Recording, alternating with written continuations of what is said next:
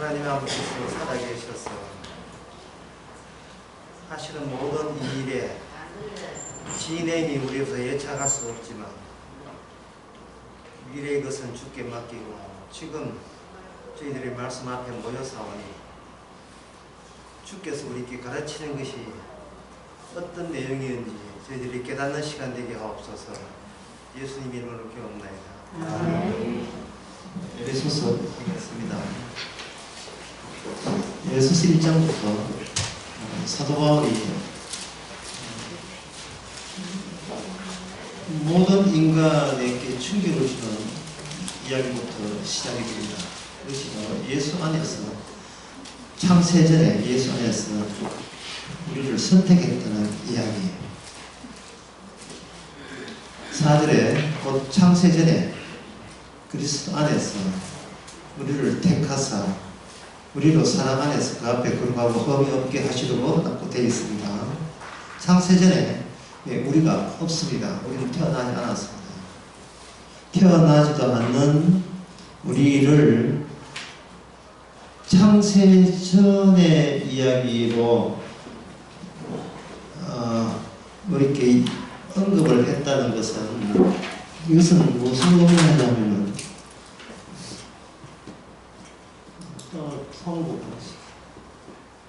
통보해 주는 거예요. 태어나지도 않았는데 있었던 이야기를 그 뒤에 태어나게 만들고 놓고는 그걸 통보해 주고 통보해 알려주는 거예요. 이것을 알려주는 방식입니다. 그러면 알려준다는 것은 이것은 기존의 인간 세계에서는 내가 있고 내가 필요한 것을 내 쪽에서 찾아서 갖게 되는 그 방식하고는 완전히 다른 방식이 되는 거죠. 그러면 통보하는 방식에서 우리가 후 쪽에 나중에 창세 이후에 우리가 인간이 태어났으니까 여기에 통보를 한다면 이것은 우리 쪽에서 하나님의 뜻을 아는 이런 것과는 여기서 충돌 또는 마찰이 일어나는 겁니다. 그래서 사도 바울은 에베소서 시작하면서 마찰을 의도적으로 유도하는 식으로 성경을 준 겁니다. 인간 쪽에서 하나님 쪽에 나올 때 마찰이 있을 수밖에 없는 이유는 인간 쪽에서 그냥 나올 때 여기서 말하는 어느 말 또는 문장 이런 것을 가지고 하나님을 포섭하기 위해서 나아가게 돼 있어요. 그런데 충돌이고 마찰이니까 여기서 뭐냐 하나님 방식의 창세전에 언어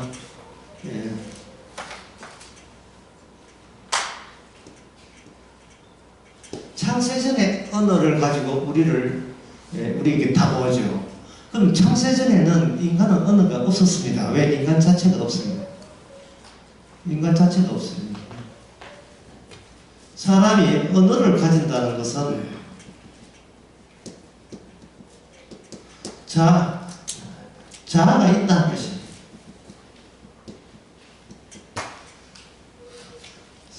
사람이 오만에 할 때 말고 말을 하기 시작할 때는 벌써 자아가 물어익은 겁니다. 나 김 먹을래, 김치 안 먹을래. 벌써 이 자아가 형성된 거예요. 자기 판단이 이제 시작된 겁니다. 인간에게 나오는 모든 언어는 만들어진 자아를 지켜내기 위해서 터져나오는 언어들입니다. 나를 없앨 생각이 전혀 없고 나를 지키려고 묘랑으로 말을 하게 되어 있습니다. 그런데 문제는 이 인간의 언어가 시작이 있다는 거예요. 시작은 있다. 끝은 모르겠다. 이제. 인간의 언어는 시작은 있는데 끝은 모르겠다는 겁니다. 이 끝이 모르겠다는 말은 뭔가 끝이 끝을 향하여 가기는 가는데 일단은 시작해보자. 갈 때까지 한번 가보지 뭐. 끝은 모르니까 가기는 가는데 이 시작이 진짜 의미 있는 시작인지 제대로 된 방향이 맞는 것인지 모르겠다는 거예요. 그냥 갈 때까지 시간 때우면서 인생 한번 살아보겠다는 겁니다. 끝을 모르니까. 끝을 모르는데 끝을 누가 이야기해도 이게 아무 소용이 없어요. 제가 문장을 한번 적어볼 테니까 이게 무슨 뜻인 걸 한번 보세요.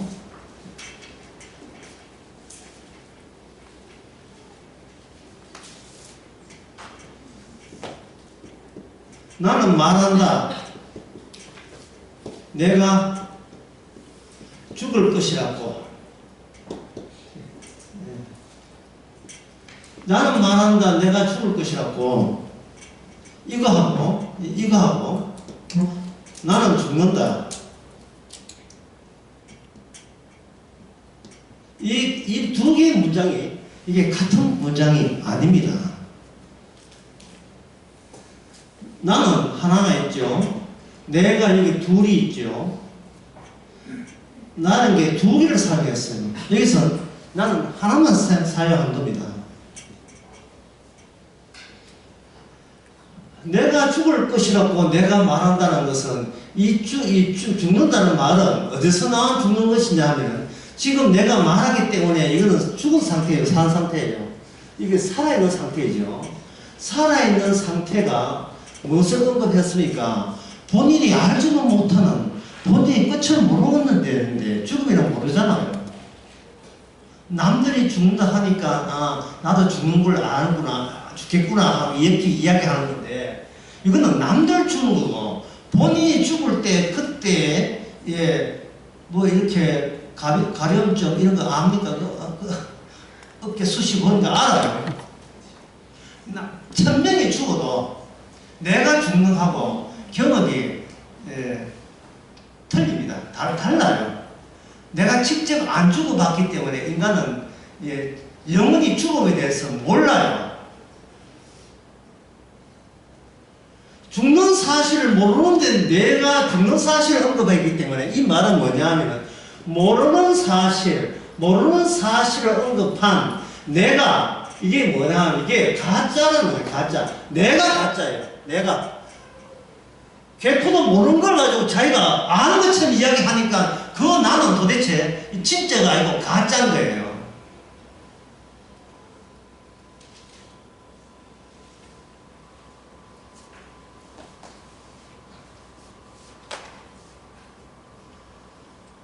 이게 나는 죽는다라고 해서 이거는 뭐냐 하면은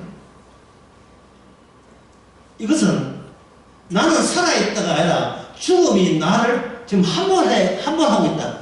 죽음이 나를 덮치고 있다는 거예요. 그럼 이건 뭐 뜻이냐면 살아있음 자체가 곧 이것이 나의 죽음이라는 거예요. 남들은 내보고 살아있다고 이야기해요. 그러나 나는 지금 죽음 안에 있어요. 그러니까 이게 어떻습니까? 그 두 문장이 같아요, 달라요? 문은 내가 들어. 이게 두 문장이 같은 문장이 아니고 이게 다른 문장이다 이 말이에요. 다른 문장.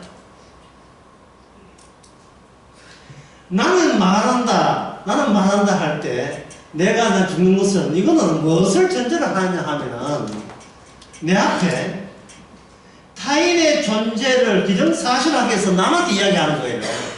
나는 죽는다. 이거는 독백으로 가능해요. 죽는구나. 이래 끝나는구나. 이거는 남이 없어도 괜찮아요. 혼자서 중얼거려도 이 문장으로 되는데 나는 말한다. 내가 죽는 것을 이거는 뭐 누구 들으라는 이야기거든요. 타인을 의식하고 있는 상태에서 이 말을 하고 있는 거예요.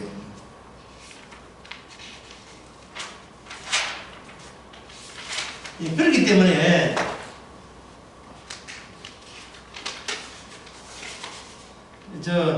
여기 교재 2페이지 보면 뜻과 의미라는 것도 차이가 나와요. 그 차이를 이야기했습니다. 어떤 연극교가요. 어떤 연극교가 어떤 역할을 잘 수행하는 연극교가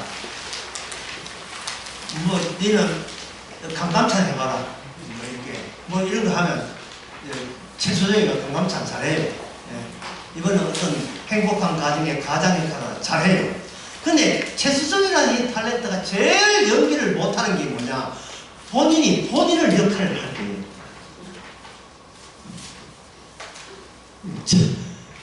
자기가 자기 역할을 하려 하니까 내가 누군지 모르겠어요. 이 말은 인간은 숨쉬는부터 모든 것이 모르는 것을 아는 것처럼 해서 꾸며서 살아온 것이 이 언어를 사용하는 자아의 주특기입니다. 내가 모르고 있다는 것이 남한테 들키면 안 되니까. 그런데 그런 자아가 제일 난처한 경우는 뭐냐면 본인을 연기할 때, 내 자신을 연기할 때 자신감이 하나도 없어요. 이게 내가 내 연기를 하면서 이게 나 맞는지 안 맞는지를 이게 헷갈리게 되는 겁니다.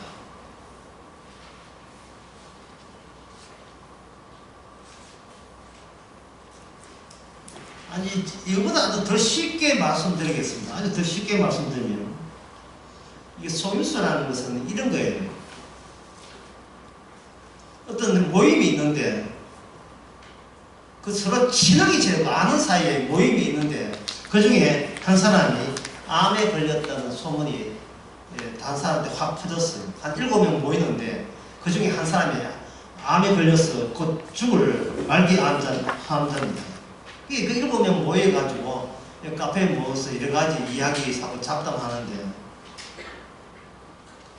그들이 이야기하는 그 내용이 어떤 사람은 새로 나온 책 이야기, 어떤 사람은 영화 받는 이야기, 또 자기 직업에 대해서, 직장 생활에 대해서 뭐 어려운 거 그 이야기하고, 가정 이야기, 또 정치 이야기, 이런 게 하면서 한 2시간 이야기하고 헤어졌어요. 왜 정치 이야기, 가정 이야기, 영화 이야기, 책 읽은 이야기, 누구하고 싸웠던 이야기, 그 이야기는 뭐냐면 진짜 중요한 암이라는 주제를 피하기 위해서 동원된 겁니다. 이게 인간이에요. 그런데 지금 인간이 말을 하고 말을 사용한다는 것은 이건 뭐냐면 정말 내가 누군지를 몰라서 지금 빙빙 도는 거예요. 뱅글뱅글 그 주변을 돌아다니면서 이재명이가 어떻고 뭐 이래가 본인을 모르면서 뭐 정치 이야기하고 우크라이나 이야기하고 만나본 적도 없는 김정은 이야기하고 이렇게 하는 거예요. 이 빙빙을 돌아다니는 이유는 나는 도대체 내가 누군지 모르겠다는 거예요.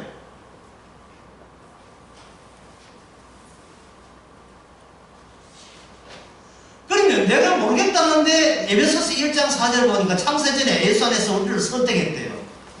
그러면 얼른 주소 다음 주입니다. 왜? 자기를 모르는 자기를 달래는 용도로 자기를 달래야 되니까 너무 화하게 달래기 때문에 후딱 주워가지고 자기를 커버하죠. 그것이 바로 뜻입니다. 뜻은 의미를 모르기 때문에 동원된 것들이에요.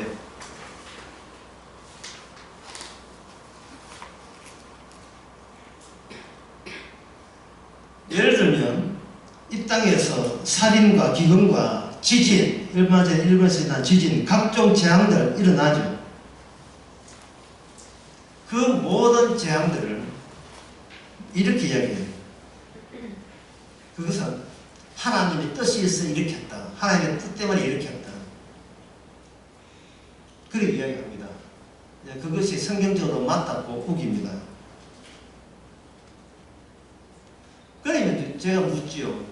그 지질 이름하고 하나님하고 어떤 관련성이 있는지 이야기해봐라. 말 못합니다.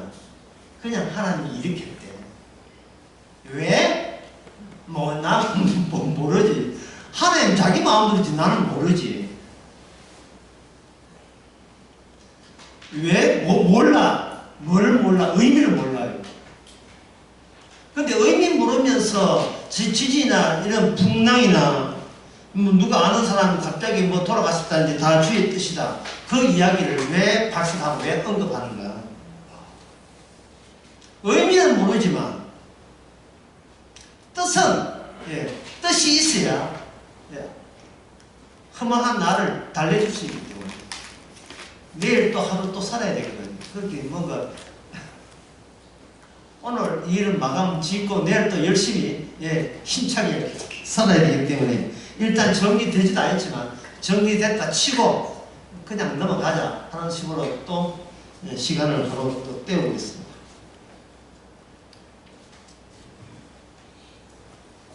지금 이 문제가 뭐냐 하면 뜻은 뜻이 없는 장소에서 나온다는 거예요.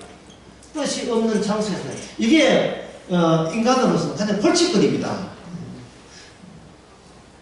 아까 이어서서 1장에 언급했지만 나는 어디서 나왔는가 나왔는가 하나님이 나를 만들었다. 이거는 설득되지 않아요. 정답은 뭐냐? 나는 내가 없는 데서 나왔다. 내가 없는 데서 내가 나왔죠. 내가 없는 데서. 그러니까 내가 없는 데서 내가 나왔기 때문에 내가 누군지를 모르는 것을 가리기 위해서 우리는 뭐가 필요하냐? 내 쪽에서 하나님께 다가가는 언어가 필요했던 거예요. 성경은 하나님이 우리에게 준 건데 우리는 성경이 필요해요. 모르는 나를 듣기 위해서. 해결되지 않은 것을 듣기 위해서 에베소서가 필요한 거예요.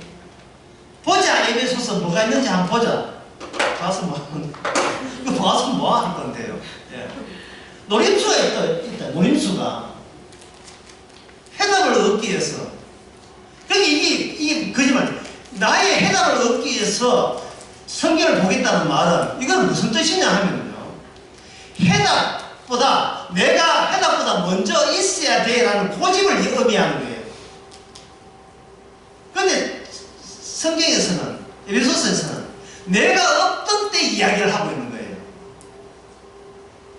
내가 아직 생겨나지도 않는 이야기를 하고 있다는 거예요.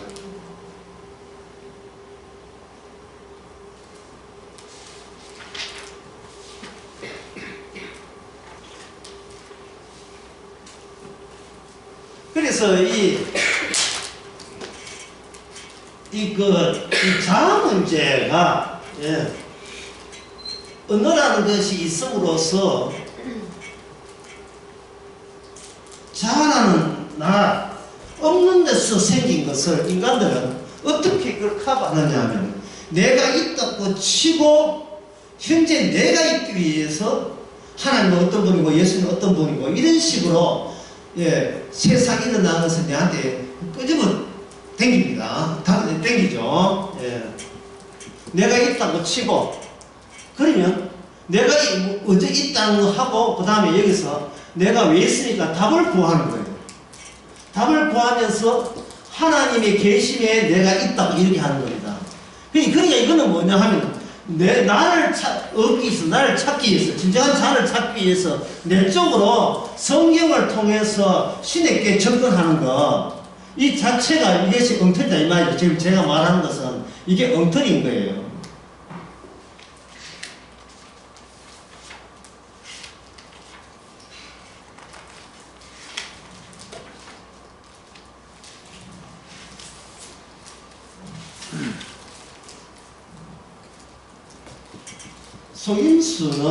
속임수는 내가 여기 있고 내가 원하는 나 사이 내가 원하는 나를 알기 위해서 내가 해답은 모르고 있고 여기는 내 해답 아는 나 이 사이에서 속임수가 필히 나오게 되겠습니다. 이 틈인데 이것이 뭐냐? 빈곳이죠, 빈곳. 그지 지금 제가 이야기를 계속 했는데 지금 제가 해답을 제시 안 하고 있잖아요. 오늘 해답 제시하는데 잠 못 자죠. 그래서 제가 해답을 벌써 내리겠습니다. 잘 주무시기 바랍니다.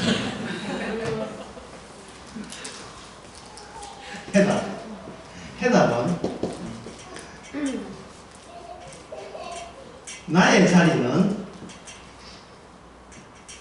내가 아닌 분의 자리를 원해서 맴도는 방식이 나의 자리가 된다. 이걸 뭐라고 하냐면 이걸 뭐냐면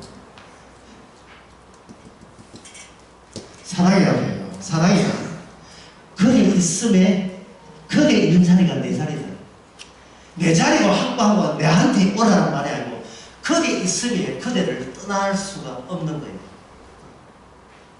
호숫가에 가면 호숫가에 막 따라가서 하고 호텔방에 있으면 호텔방이라 해요. 시험이 막 치면서 드라마 이야기입니다. 내보다 당신이 먼저 있는 그곳에 비로소 나는 쉼터를 얻는 거예요. 힘을 얻는 거예요. 그럼 그전에는 뭐냐면 나는 나로 인하여 절대로 쉬어서는 안 된다는 거예요. 해답을 내가 갖고 있으면 안 된다는 거예요. 내가 갖고 있으면 안 된다.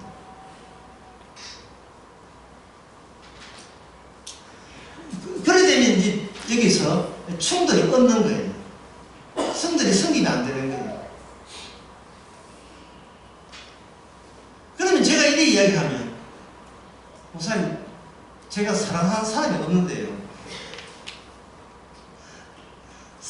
내가 사랑하는 사람이 없다는 말은 이미 사랑하는 사람이 확정되기 때문에 들어올 틈이 없다는 뜻이에요.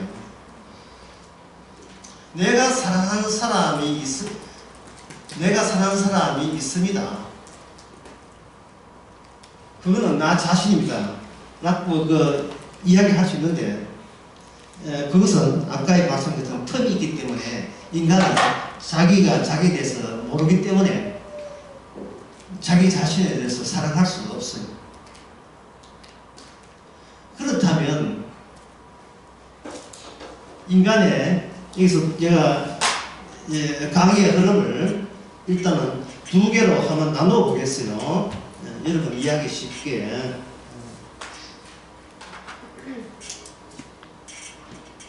내가 하나님 내 의미를 알기 위해서 나보다 더 많이 알고 심지어 죽음까지 알고 죽음 이후 생애까지 안다는 신에게 찾아가면서 인간이 만나는 게 있습니다. 중간에 만나는 게 뭐예요? 자연을 만나요. 자연을 만난다. 그러면 인간은 이 자연에 대해서 어떤 식으로 언어를 활용할까요?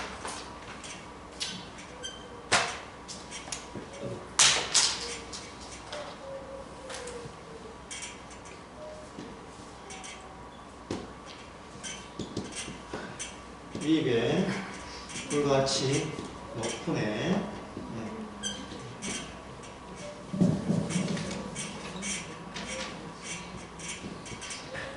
나트륨 마그네슘 칼슘 칼륨 이게 주기율표에 나오거든요. 주기율을 여기 제일 바깥에 전자가 한 개 있는 거, 두 개 있는 거, 1족, 2족, 2족 이게 주기율표 이야기합니다.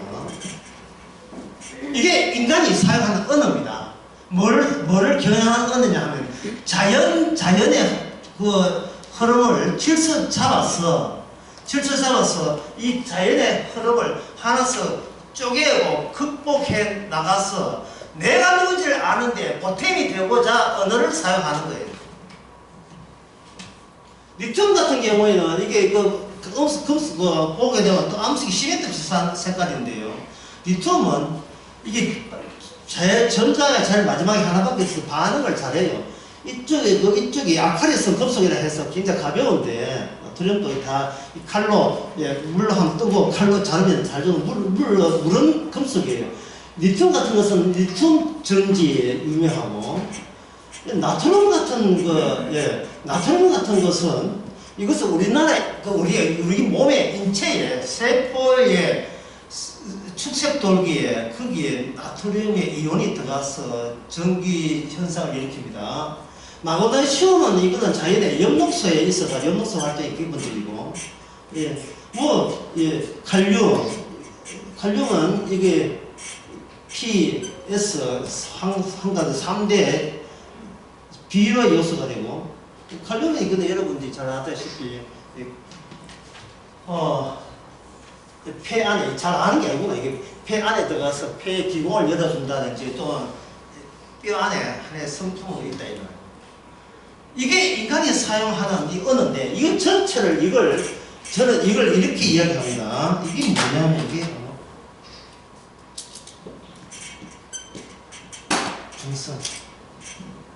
중성. 인간은 신을 찾아가든지 자연을 연구하든지 간에 인간이 쓰는 모든 언어는 나를 선이냐 악이냐를 규정하지 않는 중성적 위치에다가 두는 거예요. 중성적 위치에서. 과학은 가치를 따지지 않는다는 거예요. 과학은.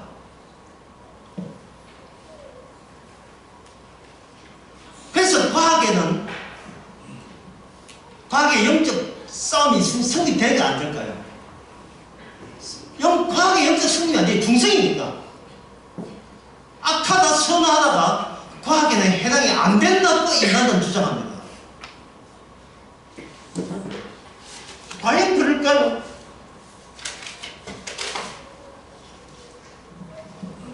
마가복음 13장 24절 27절에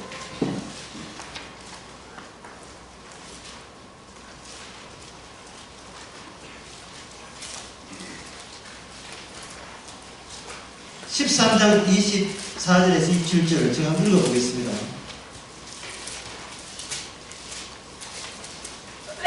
13장 24절. 그때 그 환난 후에 해가 어두워지며 달이 빛을 내재하며 별들이 하늘에서 떨어지며 하늘에 있는 권능들이 흔들리리라. 그때 인자가 구름을 타고 큰 권능과 영광을 오는 것을 사람에게 보리라. 또는 그때 저가 천사들을 보내어 자기 택하신 자를 땅끝부터 하늘까지 사와서 모으리라. 이것을 과학적으로 증명이 성립됩니까? 인간의 중성적인 인간의 언어로 이게 증명이 될까요? 이게 별이 왜 떨어지죠? 이것을 설명하려면 영적 전쟁이라는 전제를 먼저 해야 돼요. 영적 전쟁. 인간이 배제된 전쟁, 영적 전쟁입니다. 여자 후손과 베베 후손, 그게 메시아와 악마의 싸움이에요. 거기에 필요한 언어를 주님 쪽에서는 이쪽에 성경 주님 쪽에서 우리에게 들어온 거예요. 우리는 다 갈 수가 없습니다. 그러면 여러분들 또 채우기 위해서 인간의 중성적 언어를 고집한다는 것은 무슨 뜻이냐 하면, 선이고 악이고 하는 것은 내가 이런 해로움이라든지 수수라든지 내가 바르게 설면 선이고 그걸 악하게 설면 악이다, 나쁘게 설면 악이다, 이러고 싶은 거예요. 어쨌든 간에 그 판단이 있었어요. 나는 중성적 존재다. 지금 이걸 이야기하고 싶어 하잖아요. 이걸 인간들은.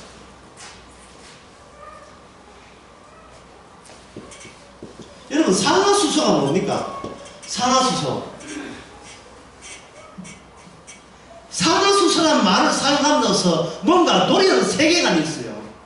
산화수소 이게 내자잖아요. 이걸 한자로 하면 뭐가 되겠습니까? 이 물이에요. H2O, 수소가 산화된 거예요. H2O. 그런데 물 타면 되는데 이게 H2O로 쓰는 이유가 뭡니까? 과학적 체체에 대한 확장될 세계관이 따로 있기 때문에 그렇습니다. 근데 그 세계관을 왜 붙들고 왜 고집하는가?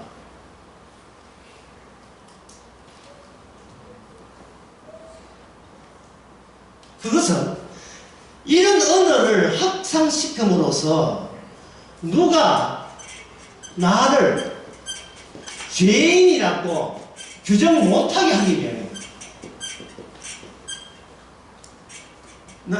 나는 그냥 순수하게 너무나 중립적 위치에 있기 때문에 나보고 나쁘다는 이야기를 하지를 마라. 공부를 못한 것은 죄인이 아니잖아요. 머리가 나쁘세요.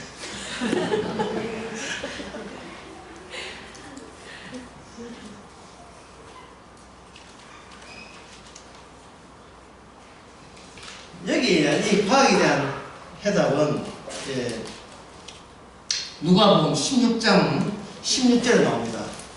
이건 여러분들이 좀 알았으면 좋겠어요. 이거 풀면 그 어려운 에베소서 다 풀립니다. 이거 뭐 종로 학원 강사는 아니지만 이거 알게 되면 그렇구나. 그거였네 그거. 제가 너무 또 기대를 가고 다 뛰었는지 모르겠습니다만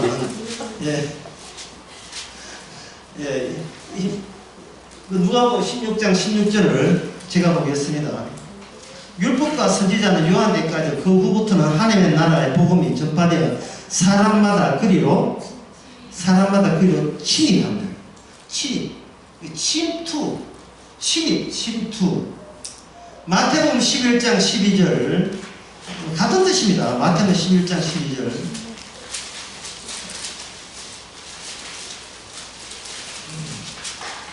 마태복음 11장 12절에 보면 세례요한 때부터 지금까지 천국은 침노를 당하나니 침노하는 자는 빼앗느니라.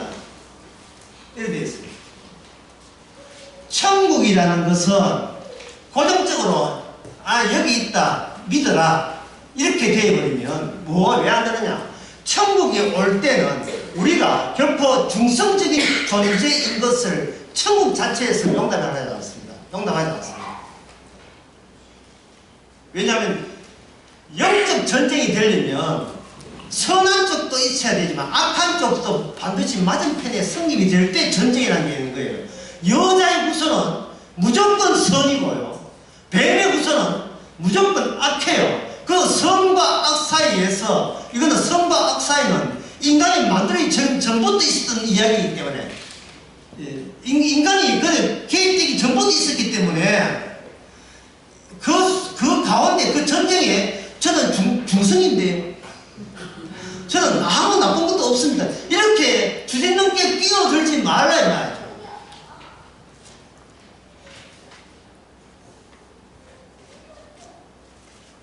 얘는 그냥 떡이나 먹어라 이 말이에요.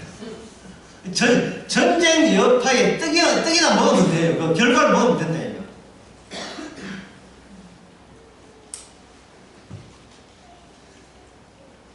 주님께서 이 땅에 침투가 될 때, 천국이 침투가 되면서 인간들이 형성된 천국이 침노를 당해요.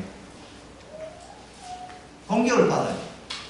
받으면서 구약 때는 선지서 율법이 인간을 공격했는데 신약에는 성도들이 천국을 인간의 세계, 인간의 천국관을 완전히 파괴시켜 버립니다.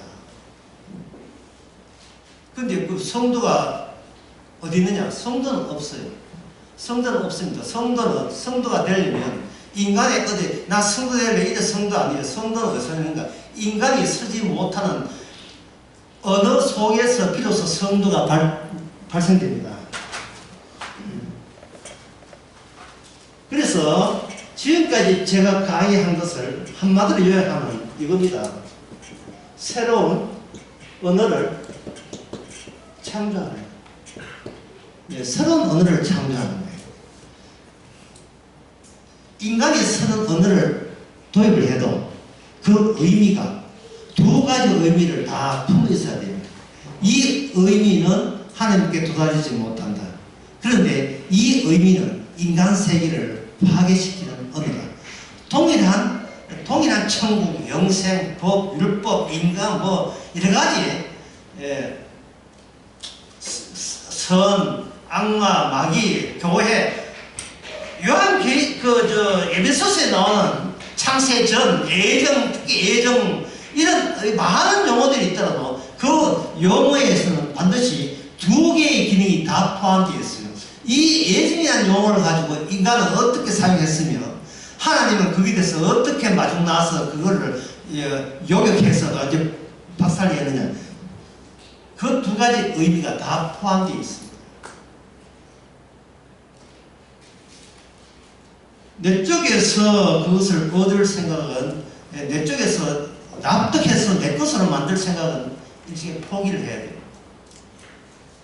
그러면 아까 그 마가복음 13장에 나오는 그때 환란 후에 해가 어두워지면 달이 빛을 내지 하면 별들이 하늘에 떨어지면 라고 되어 있잖아요. 이 사실을 그는 어떻게 풀어내는 것이 창세전의 언어, 창조된 언어를 활용하고 한 사례, 샘플이, 이젠플이, 예가 될 수 있느냐. 성경에 그게 나와요. 이 해가 떨어지고 별이 떨어지는 것이 바로 단 하루. 다 하루에 이루어지는 거예요. 인자가 오는 것이 단 하루에 와요. 그렇다면 하루에 온다는 말은 그 모든 인간의 비행기 시간이 단 하루 안에 엉축이 된다는 뜻이에요. 단 하루로. 엉축이 된다는 뜻이고, 이 말을 달리하면 단 하루에 일어난 일이 그동안 확장되어서 펼쳐졌다는 이야기입니다. 시간의 엉축이에요. 제가 그 어느 설교 때 그런 이야기 했죠. 속도가 빨라지면 모든 무게라든지 질량 같은 게 좀 더 축소가 된다는 거예요. 그런 이야기 제가 얼마 전에 한 기억이 나요. 하나님께서는 한 날에 하나님이 준비하는 그 한 날에 모든 것을 선물을 다 내버린 겁니다.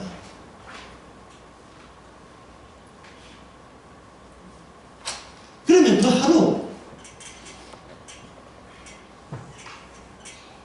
그 하루, 예, 그냥 원데이죠. 예. 그 하루가 언젠데? 사도행전의 인장에 나오죠. 제자들이 예수님 이야기를 듣고 자기 나름대로 종합하면서 정리를 하면서 그 단순한 질문을 만들어가지고 질문을 던집니다. 이스라엘이 회복한 날이 언제입니까? 라고 물었어요. 거기에 대해서 주님의 답변은 오늘 강의한 것과 똑같아요. 너는 몰라도 돼. 너는 그 일에 끼어들 당사자가 아니야. 왜냐하면 너는 네가 이미 있다고 여기기 때문에 성경의 해석에 해당자가 아닌 거예요. 그 끼어들 자리가 아닌 거예요.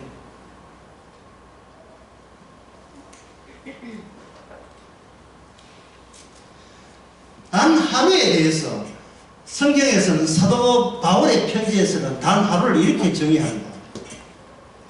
성령이 나오는 곳, 자리를 말합니다. 그러니까 성령이만 자리니까 이거 시간이 아니고 뭐가 되겠어? 공간이 되겠죠. 공간과 더불어 뭐가 나온다? 공간이 생기면서 뭐가 된다? 그래서 덩달아서 시간이 나오는 거예요. 시간이. 벌려놓은 시간을 하나의 공간으로 잡아 당겨버리면 시간도 쭉 빨려, 공간도 쭉 빨려서 한 지점으로서 모든 것이 진리가 통합이 되는 겁니다. 이 사도 바울의 편지에서 이 단 하루, 이 장소를 무슨 장소로 보느냐 하면 이렇게 해요. 예수님의 죽음이에요. 예수님이 죽음이에요. 예수님이 죽음이 되니까 아까 우리가 얻었던 언어를 여기다가 그냥 응용해버리면 인간에게 응용한 것을 제가 질문 드렸을 때 인간에게 죽음이 있습니까? 없습니까? 여기 제가 이렇게 던지는 질문이 이것이다. 인간에게 죽음이 있습니까? 없습니까? 예? 인간은 죽음이 없어요. 예. 인간에게는 죽음이 없습니다. 자기 죽음도 몰라. 인간은 죽습니다. 인간은 죽기 때문에 죽음이 인간의 자기 일이 아니에요. 자기 일이기 때문에 인간에게는 죽음을 모릅니다. 죽음을 모르기 때문에 인간에게는 자기가 살아있는 한 인식할 수 있는 일이 아니기 때문에 인간에게는 죽음이라는 게 없습니다. 이 세상의 죽음은 단 하나의 죽음밖에 없어요. 바로 예수님의 죽음밖에 없어요. 이게 바로 십자가예요.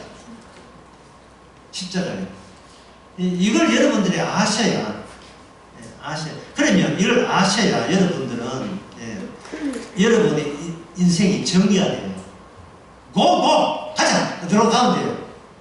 내 죽음으로 가자 하면 안 돼요. 그건 수목장 할 거예요. 어디 매장 화장할 거예요. 그 이야기 아니거든요. 죽음 어디를 하느냐? 예수님의 죽음 속으로 고! 들어가게 되면 그게 바로 뭐가 기다리는가?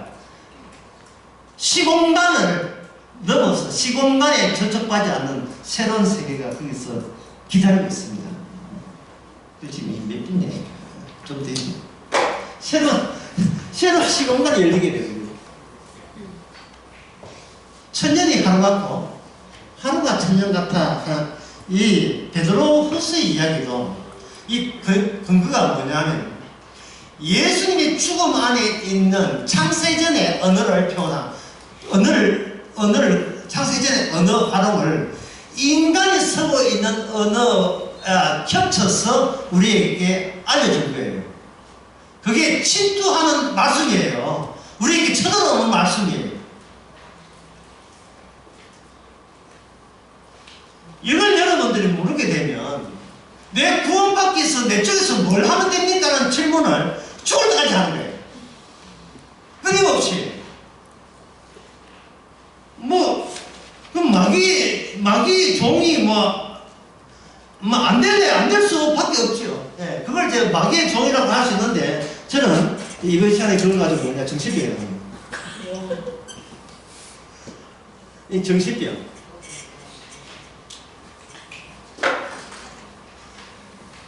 모든 인간은 태어나면서 정신병자예요.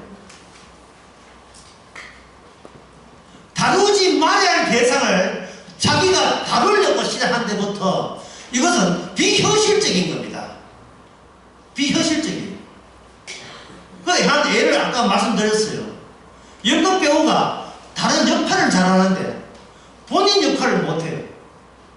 왜냐하면 다른 역할은 의식세계에 속하지만 본인 역할은 본인의 담당이 아닌 자기의 무의식세계의 일이기 때문에 자기가 무의식을 다루서 무의식이 본인을 다루는 거예요. 자기가 무의식을 다루는 게 아닙니다. 충동이 자기를 다루는 거예요. 내가 충동을 다루면 그건 충동이 아니죠. 그 기껏 본능 정도밖에 안 돼요. 충동적이라는 말은 내가 없던 자리가 나를 장악하고 있다는 거예요. 내가 없던 자리가.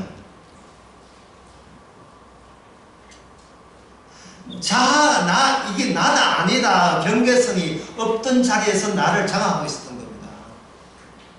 그러니까 40을 살았어요. 50을 살았습니다. 평생도록 여러분들은 정신병자를 더욱더 공고히 하면서 살아왔어요. 이 정신병을. 정신병을 이게 의식 차원에서 생각해서 나는 정신병자가 아니야라는 것을 자꾸 산정을 해요. 그거는 정신병이 아니지. 그건 내가 실수한 거죠.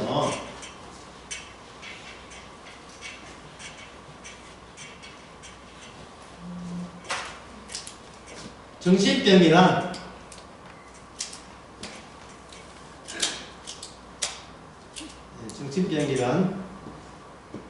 나의 허망함을 또는 허무함을 내가 아는 언어를 총동원해도 메꿀 수 없대요. 한쪽을 메꾸지는 한쪽이 터져나오고 한쪽이 메꾸지는 한쪽이 터져나오고. 이게 지금 이 정신병 증세가 어린 나이부터 있어요. 여러분들은 어떤지 모르겠습니다. 어릴 때 제가 생각하는 겨울 때는 두밤 소매불 있잖아요. 이불 속에 들어가서 그 안에 손가락 가지고 쑤시고 혼자 이불 속에 들어가서 몸집이 작으니까 쑤셔버리면 그 이글루 같은 공간이 생기죠. 그 나의 세계가 만들어져요. 나의 세계가 이불 안에. 거기 뭐 이불 안에 앉아 누워보면 거기 이불 속인대로 거기 뭐 별자리가 반짝이고요. 이래요.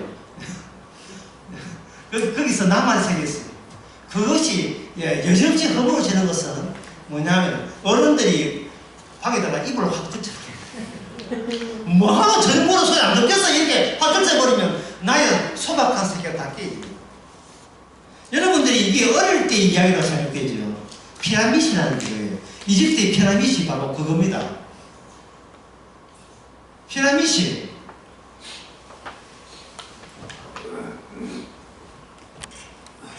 이 모양에 무덤이 있고 여기 숨통을 하나 하는데 이 숨통의 방향이 어디냐? 북극성입니다. 영원한 고정한 별, 영원한 고정성을 향하여 연결되도록 피라밋이 만들어 놓고 여기서 이집트의 모든 왕들은 죽음 자체를 벗어난 세계를 벗어나기를 원했던 거예요. 그러니까 이게 뭐냐면 소미불이에요. 피라밋이. 그러니까 다시 이야기해. 인간이 자기 자신을 알기 위해서 다가설 때 제일 먼저 맞닥뜨린 게 뭐라고요? 둘러싼 뭐라 했습니까? 자연. 그게 오늘날 과학이에요. 과학. 자연질서를 만나는 겁니다. 자연질서를 만나도 거부가 일어나지 않는 이유는 바로 내가 착하냐 안 착하냐 나쁘냐 그것은 내가 결정하도록 나한테 맡긴 나는 여전히 중성적인 존재인 것을 자연이 거기서 호응하고 있다고 내가 증거를 수집할 수가 있기 때문에 자연이 무슨 죄가 있어? 이 말은 달리하면 내가 무슨 죄가 있느냐. 그래서 그 자연에서 계속해서 자연에 더욱더 완벽하게 모든 걸 해결한다는 것은 자기가 갖고 있는 의식적인 자기 자신에 대해서 어떤 마찰이나 충돌이 일어날 필요가 없는 거예요. 중성이라 하는 것은 뭐가 없는 게 있냐? 중성이라 하는 것은 영적 매개가 없어요. 영적 싸움이 없어요. 영적 싸움이 없으면 이게 뭐가 안 되느냐 하면 이게 매개자가 아니에요. 매개자. 이게 참 매개자 하는 말이 오늘 나왔는데요. 자, 매개자라 하는 것은 이겁니다. 앞집이 있고 여기 또 이게 빌라 두 채 있다면 빌라 두 채 사이에 연결되어 있다면 여기 바로 매개가 돼요. 매개. 예? 앞집에 누구 살고 이 집에 누구 살고 앞집 뒷집 연결되는 거예요. 인간은 어떠냐면 윗집은 없어요. 없고 내 쪽에서 계속해서 질문 던지고 답 없고 질문 던지고 답 없고 코로나는 왜 생겼을까? 바이러스냐 뭐 계속 나오는 인간은 매개가 아니고 자기를 가지고 그냥 주체가 되는 거예요. 매개가 아니고 매개의 반대는 주체고 주체의 반대는 매개예요. 매개라는 건 어제성과 연결이 돼야 돼요. 이미 끝을 알아야 돼요. 시작도 알아야 되고 주님께서는 매개로 에베소서 1장에서 뭐냐 매개를 제시한 게 뭐냐면 하나님이 예수 안에서 예수님이 매개자가 되고 중보자가 되어버린 겁니다. 예수님이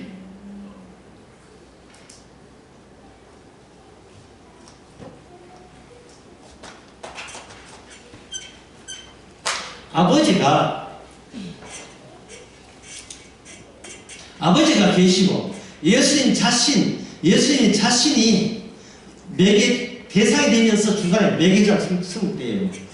주로부터 시작해서 주로 말미암아 주께로 가는 이거는 노정 그 경로가 설치가 돼요. 그러니까 이 경로가 설치되어 가지고 이 순환하고 있는데 여기에 인간이 끼어드니까 이건 뭐가 되냐? 이게 바로 정신병자가 되는 거예요. 이게 정신병 되는 거예요. 여기서 도와낸 것은 이거는 언제잖아요. 이게 인간이 빠진 상태예요. 창세 전에 돼요. 창세 전에. 그러니까 인간 보고 너는 벗어나니까 빠져있고 내가 창세 전에 다 이루면 너에게 뭘 해주겠다? 통도 내가 알려줄게. 성령을 통해서 알려줄게. 이게 주님의 계획입니다. 우리 계획은 이제 10분 쉬는 게 또 이제 계획이죠.